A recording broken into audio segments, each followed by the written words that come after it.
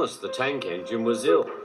Workmen had tried to make him better, but it was no use. "Edward must take you to the works," said the Fat Controller. Thomas felt very miserable. Then the Fat Controller spoke to Duck. "I want you to help Percy and Toby while Thomas is away."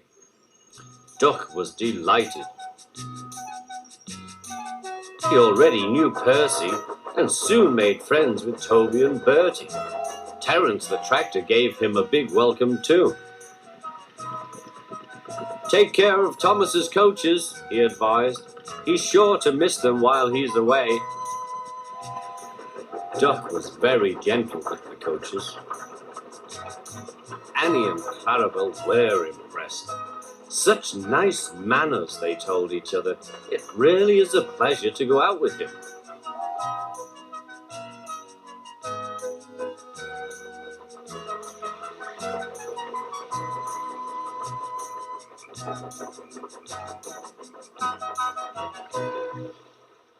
When Thomas came back, Annie and Clarabelle told him how well Duck had managed.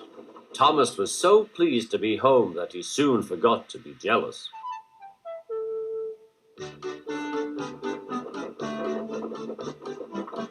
The works had left Thomas's handbrake very stiff. It made his brakes seem as if they were hard on, when in fact they were not.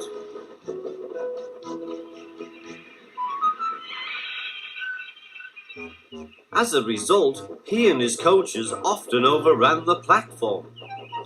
Thomas found this most embarrassing. Gradually, his driver and fireman learned to be extra careful. But one day, Thomas's fireman was ill, and a relief man took his place.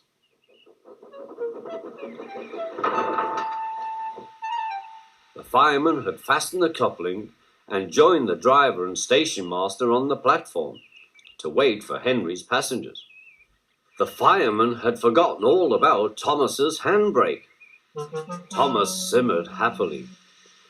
Not long now, he thought, as he saw Henry slowly approaching. But Thomas's brakes were not hard on, and suddenly he felt his wheels begin to move. He tried to stop, but he couldn't without his driver and fireman. He tried to whistle a warning, but he couldn't do that either. The guard, driver, fireman, and passengers were all stranded on the platform. "Stop! Stop!" shrieked Annie and Clarabelle. But Thomas, with plenty of steam, kept on going. The alarm went out down the line. "Stop the runaway!" There, ready for action, was Harold the helicopter. The inspector had made a plan, and together they took off into the sky.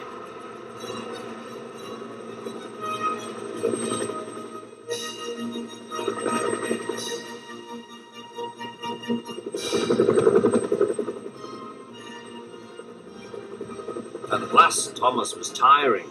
"I need to stop, I need to stop," he panted wearily. As they neared the next station, Thomas saw Harold land.